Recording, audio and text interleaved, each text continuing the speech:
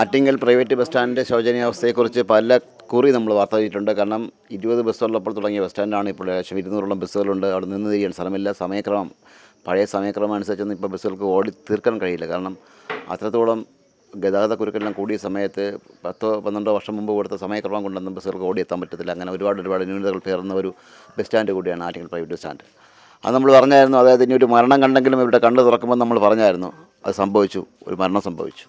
Accident ആകുമ്പോഴത്തേക്ക് അവരുടെ ഫോണിൽ നിന്ന് എൻ്റെ അളിയനെ വിളിച്ച് സംസാരിച്ച് അങ്ങനെ ഇവിടെ നിന്ന് മോളും മരുമോനുമായിട്ട് അവിടെ ചെല്ലുകയും അവിടെ വന്നിട്ട് ഇപ്പോൾ വലിയൊന്ന് ഹോസ്പിറ്റലിൽ നിന്ന് നേരെ അവർ മെഡിക്കൽ കോളേജിലേക്ക് റെഫർ ചെയ്ത് പോവുകയാണ് ചെയ്തത്. വഴിയിൽ വെച്ച് അനന്തപുരിയിൽ കയറി മെഡിക്കൽ കോളേജിൽ പോയെങ്കിലും കുറച്ചുകൂടി നേരത്തെ രക്ഷപ്പെടുത്താൻ ഒക്കുമെന്നുള്ള ധാരണയിൽ അനന്തപുരിയിൽ കയറി. പക്ഷെ അവിടെ ചെന്നാൽ മരണം സ്ഥിരീകരിക്കുക ചെയ്തത്. കാലിക്കൂടെ വണ്ടി കയറിയല്ലേ? കാലിക്കൂടിയല്ല, വയറ്റിക്കൂടി ഇങ്ങനെ 2 വീലും കയറി ഇറങ്ങി എന്നാണ് ഇപ്പോൾ നമ്മളിപ്പോൾ വിഷ്വലിൽ നിന്നൊക്കെ മനസ്സിലാക്കുന്നത്. ഈ ഡ്രൈവറും കണ്ടില്ലല്ലേ? ഡ്രൈവർ കണ്ടിട്ടില്ല അപ്പോഴത്തന്നെ. പക്ഷേ ആ ബസ്സിൽ കണ്ടക്ടറും ജീവനക്കാരും തന്നെയാണ് അവർ ആംബുലൻസിൽ ഹോസ്പിറ്റലിൽ എത്തിച്ചത്. ഡ്രൈവർ പോലീസിൽ ചെല്ലാൻ പോലീസിലുണ്ട്. അതാണ് ഞങ്ങൾ അറിയുന്നത്. ഈ ബസ് സ്റ്റാൻഡിൻ്റെ പ്രശ്നങ്ങൾ അറിയാമല്ലോ, ഇത്രയും ബസ്സുകൾ അറിയാം. ബസ് സ്റ്റാൻഡ് തുടങ്ങിയ കാലം തൊട്ടുള്ള വിവരങ്ങളൊക്കെ നമുക്കറിയാം.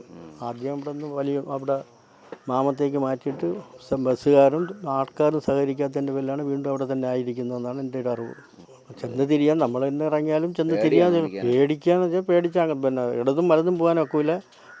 അപ്പുറത്തുനിന്ന് ഇപ്പുറത്ത് വരാനും പാട് തന്നെയാണ്. ആരും എന്നാലും കൊച്ചു പിള്ളേർക്ക് പോലും പറ്റില്ല.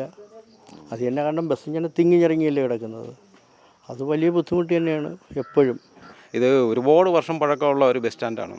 അതായത് എൻ്റെ അറിവിൽ എല്ലാവരും പറഞ്ഞ കേട്ടതനുസരിച്ചിട്ട് 1913 നമ്മൾ ആറ്റിങ്ങൽ മുനിസിപ്പാലിറ്റി തന്നെ ഉണ്ടാകുന്നത്. അതിനുശേഷം ഉണ്ടാകുന്ന വളരെ തുച്ഛമായ ചില ബസ് റൂട്ടുകൾ മാത്രമേ അവിടെ ഉണ്ടായിരുന്നുള്ളൂ. പക്ഷേ ഇപ്പോഴും എനിക്ക് തോന്നുന്നത് ഏതാണ്ട് 50-60 ഇരട്ടി ബസ്സുകൾ അപ്പോൾ അവിടെ ഉണ്ട്. ഏതാണ്ട് 220 ബസ്സുകളെന്നാണ് എൻ്റെ അറിവിലുള്ളത്. അപ്പോൾ അത്രയും ആ ഒരു തിരക്ക് അവിടെ അനുഭവപ്പെടുന്നുണ്ട്. ഒരു പക്ഷേ കാൽനട യാത്രക്കാർ നടന്നു പോകുമ്പോഴത്തേക്ക് അതിൻ്റേതായ ബുദ്ധിമുട്ട് അവിടെ അനുഭവപ്പെടുന്നുണ്ട്. അതുകൊണ്ടാണ് ഇങ്ങനെയുള്ള ധാരണ സംഭവങ്ങൾ ഉണ്ടാകുന്നത്. അപ്പോൾ ഇനിയെങ്കിലും അധികാരികൾ കണ്ണ് തുറന്ന് കാണുക എന്നുള്ളതാണ്. ഈ മരണക്കിണറി ബസ് ഓടിക്കുന്നവനെ ആറ്റിങ്ങൽ പ്രൈവറ്റ് ബസ് സ്റ്റാൻഡിൽ ബസ് ഓടിക്കാൻ പറ്റുള്ളൂ. അതെ തീർച്ചയായിട്ടും നമ്മൾ ബസ്സിനകത്ത് കയറിയിരുന്നപ്പോഴും നമുക്ക് പേടിയാണ്. ആ രീതിയിലാണ് ബസ് പോകുന്നത്.